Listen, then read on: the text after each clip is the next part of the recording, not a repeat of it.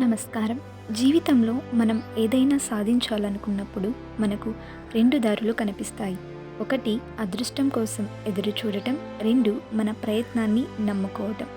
మొదటి దారిలో గమ్యం చేరుతామో లేదో తెలియదు, కానీ రెండో దారిలో ఖచ్చితంగా విజయం ఉంటుంది. ఈరోజు ప్రయత్నం అంటే ఏమిటో మహాభారతం మరియు మహాకవి శ్రీశ్రీ గారి మాటల్లో తెలుసుకుందాం.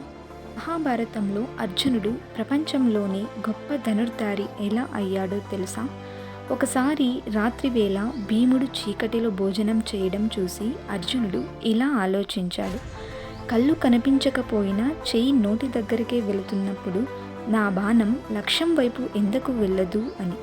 ఆ క్షణం నుండి అందరూ నిద్రిస్తున్న వేళ అర్జునుడు చీకటిలో అభ్యాసం చేయడం మొదలుపెట్టాడు. ఆ నిరంతర ప్రయత్నమే అతన్ని గొప్ప ధనుర్ధారిని చేసింది.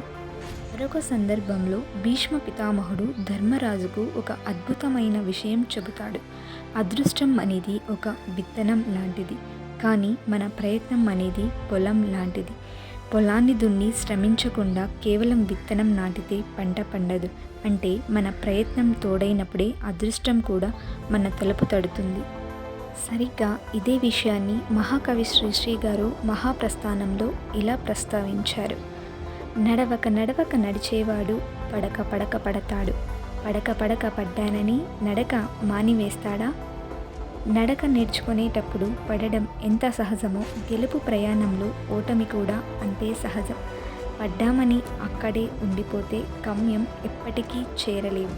అర్జునుడిలా ఏకాగ్రతతో శ్రీశ్రీ గారి చెప్పినట్లు పట్టుదలతో మళ్ళీ మళ్ళీ ప్రయత్నించు, ప్రయత్నిస్తూనే ఉండు, గెలిచే వరకు.